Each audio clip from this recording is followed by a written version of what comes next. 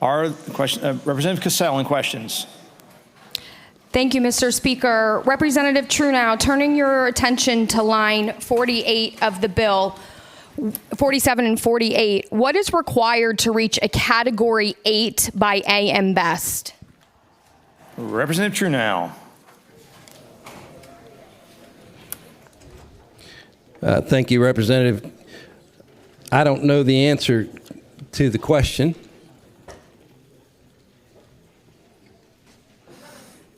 Maybe we can get together offline. Do you have another question on that particular one, and we can look that up for you. Representative Cassell, any questions? Thank you, Mr. Speaker. Are there any other nationally recognized statistical rating organizations other than AM Best? And if that's a question to the bill, Representative, if you can answer it. If not, then we'll redirect for questions to the bill. Thank you, Mr. Speaker. It doesn't directly answer the question to the bill, but there are more than one, yes. Further questions? Representative Cassell, questions on the bill. Thank you, Mr. Speaker. This bill seems to create a monopoly and allowing only one nationally recognized statistical rating organization. Can you explain why we're creating in statute a monopoly for one organization? Representative Trunow. Thank you, Mr. Speaker. We're not trying to create a monopoly. What we're trying to do is use the highest and best standard. Representative Cassell, any questions? Thank you, Mr. Speaker. How do we know if this is the highest and best standard if we don't know what is required in Category 8?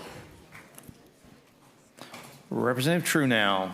Thank you, Mr. Speaker. Representative, I think the answer to that is 100 to 200 million for Category 8. Representative Cassell, follow-up.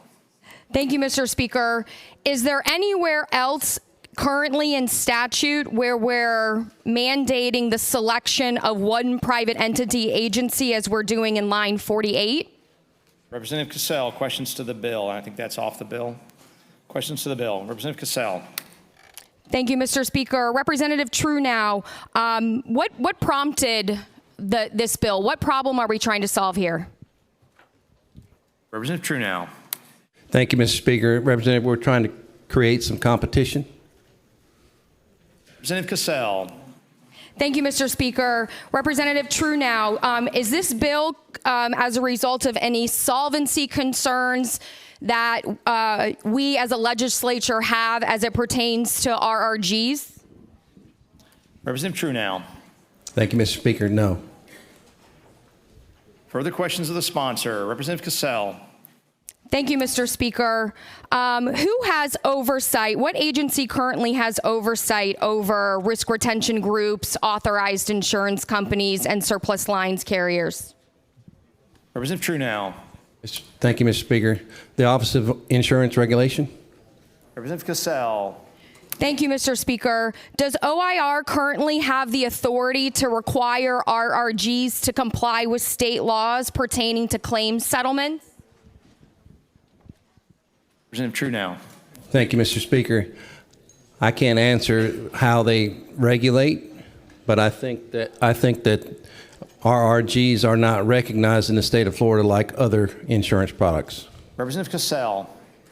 Thank you, Mr. Speaker. Following up on that answer, Representative Trunow, do you know how long RRGs have been operating in the state of Florida currently? Representative Trunow. Thank you, Mr. Speaker. Representative, I do not. Follow up, Representative Cassell. Thank you, Mr. Speaker. Yesterday, I don't know if you had an opportunity, the Senate sponsor, Senator DeSigli, advised that part of this bill is as a result of concerns regarding the solvency of RRGs. Do you not share that same sentiment as Senator DeSigli, the sponsor in the Senate? Representative Trunow. Thank you, Mr. Speaker. Representative, I do. Representative Cassell for a question. Thank you, Mr. Speaker. Do you know how many insolvencies RRGs have had in the state of Florida in the past 2 years? Representative Trunow. Thank you, Mr. Speaker. Representative, I do not. Follow up, Representative Cassell. Thank you, Mr. Speaker. Representative Truenow, do you know how many insolvencies there have been with RRGs in the last 5 years? Representative Truenow. Thank you, Mr. Speaker. Representative, does this pertain to the bill itself? Representative Cassell. Thank you, Mr. Speaker. As you indicated, Mr. Representative Truenow, this bill is as a result of concerns regarding solvency and any insolvencies that may have occurred with regards to RRG, which is now why we are trumping federal law and which we are preempted from doing. So I'm just trying to see if we have any indication as to how many solvencies have actually occurred with RRGs over the course of the last 5 years. Representative Truenow. Thank you, Mr. Speaker. Representative, I think that our goal here is to create more competition in the marketplace to achieve the goal and recognize RRGs. Representative Cassell for another question. Thank you, Mr. Speaker. You mentioned the goal here is to recognize competition in the marketplace with RRGs. Isn't that, in fact, why RRGs were created in the first place, is to create competition with traditional insurance companies? Representative Truenow, you're recognized. Thank you, Mr. Speaker. Thank you, Representative. Yes. Representative Cassell for a follow-up. Thank you, Mr. Speaker. Does OIR currently have the authority to examine the financial conditions of RRGs? Representative Truenow for an answer. Thank you, Mr. Speaker. I can only assume they do. I don't know their policy. Representative Cassell for a question. Thank you, Mr. Speaker. Representative Truenow, OIR does have the authority. It's actually set forth in the staff analysis to conduct financial examinations of RRGs. Do you know the last time OIR conducted a financial exam of an RRG? Representative Truenow, you're recognized. Thank you, Mr. Speaker. Thank you, Representative. No, I do not. Representative Gregory, you're recognized for a question. Thank you, Mr. Speaker. Representative Truenow, I'd like to turn your attention back to the bill and away from RRGs off the bill. Is there anything in the bill that's going to save any policyholders money? Representative Truenow, you're recognized. Thank you, Mr. Speaker, and thank you, Representative, for that question. Yes. Follow up, Representative Gregory. Thank you, Mr. Speaker. And can you give us an estimate of how much money policyholders could save after this bill is enacted? Representative Truenow, you're recognized. Thank you, Mr. Speaker. And thank you, Representative, for the question. Yes, $25,000 per policy, roughly. Representative Gregory for a follow-up. Thank you, Speaker. I just have one follow-up question. Is there anything in there for, regarding solvency, any protections to avoid solvency, anything along those lines? And if so, can you explain what it is? Representative Truenow, you're recognized for an answer.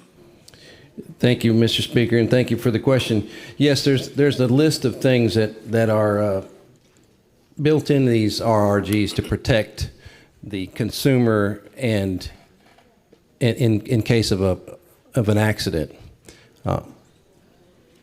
Representative Cassell for the last question of this particular time period. Thank you, Mr. Speaker, and thank you, Representative Truenow, for indulging me. Turning your attention to lines 26 and 27, you state, issued by any insurance company authorized to do business in this state. Do we require authorized insurance companies to carry an AM Best rating currently? Representative Truenow, you're recognized. Thank you, Mr. Speaker. I don't think that's part of the bill. Time for one more. I know you have several. You're recognized, Representative Cassell. Thank you, Mr. Speaker. Representative Truenow, if you turn your attention to line 48, we are now mandating risk retention groups carry an AM Best rating. Is that what we require of our authorized insurance companies that currently do business in the state of Florida? Are they required to carry an AM Best rating with a Category 8 that requires $100 to $250 million to be able to operate a business in Florida? Representative Truenow for the last answer of the question and answer period. You're recognized. Thank you, Mr. Speaker, and thank you, Representative. This is a higher standard than what is currently asked of regular insurance companies. Members,